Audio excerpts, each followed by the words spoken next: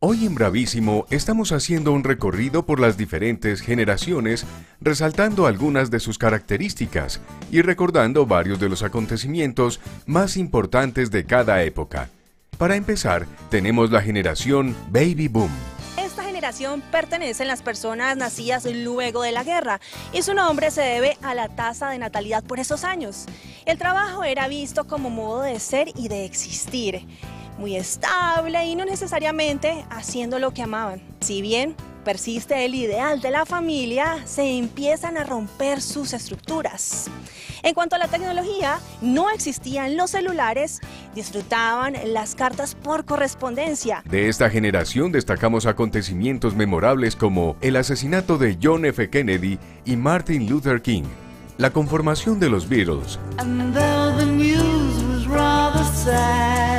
la llegada a la Luna, guerra de Vietnam, libertad sexual y el movimiento feminista. Pues lo más importante que pasó en nuestro país, sin duda alguna, fue el comienzo del campeonato de fútbol profesional en Colombia en 1948, así como también para la misma época la primera Vuelta a Colombia en bicicleta. Yo creo que eso marcó pues evidentemente un antes y un después en un país en donde el deporte nacional es el fútbol o el ciclismo, lo podemos discutir, o el ciclismo o el fútbol. Los hijos de los Baby Boomers consolidaron lo que se llamó Generación X. La Generación X vivió el nacimiento del Internet y los avances tecnológicos.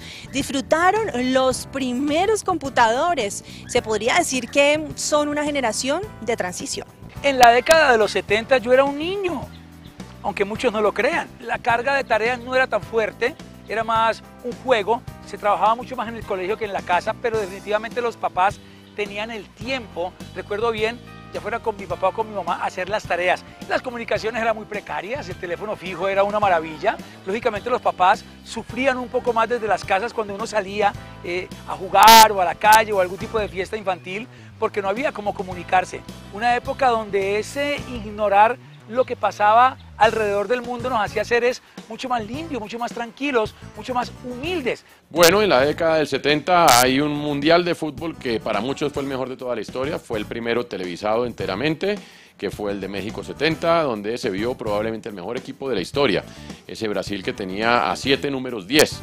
En cuanto a lo que pudo pasar en Colombia, pues el primer equipo colombiano en llegar a una final de Copa Libertadores de un torneo internacional que fue el Deportivo Cali de 1978 con la estelaridad de Willington Ortiz. Y bueno, en las Olimpiadas del 74, del 72, la primera medalla olímpica a cargo de Helmut Bellingroth en tiro. Llegamos ahora a la generación Y o Millennials. Los millennials están muy adaptados a la tecnología. La vida virtual es una extensión de la vida real. Manejan algunos códigos de privacidad. Pasaron por todo. Reproductor de CD, MP3, MP4, DVD. En promedio, duran en su trabajo 2 años, a diferencia de otras generaciones. Voy a Estados Unidos en el año 83 de intercambio y allá descubro muchísimas cosas. Descubro a Michael Jackson, a Madonna, muchas bandas que sonaban en esa época en el país vecino. Las comunicaciones, pues lógicamente, muy precarias todavía, aunque empieza a asomarse ya el teléfono en el carro, un teléfono satelital, y ya al final de esta década aparece el Viper. Bueno, los 80 estuvieron marcados por la llegada del narcotráfico al fútbol, que eso fue muy malo, y que la llegada de las principales figuras del continente a nuestro país. Muchos preferían venir a Colombia que ir a Europa. En ciclismo llegaron los primeros grandes triunfos. En 1984, Lucho Herrera conquista el Alpe d'Huez. En la Vuelta a Francia, ganó en el 87 la Vuelta a España. También estuvieron los primeros podios con Fabio Parra en el Tour de Francia. En 1993 recibo mi primer celular en la mano. Esa era la noticia del siglo. Una década densa en nuestro país, pero que paralelamente en el mundo ya se empezaba a gestar lo que sería la revolución de las comunicaciones a nivel tecnológico con la aparición de los primeros computadores de verdad.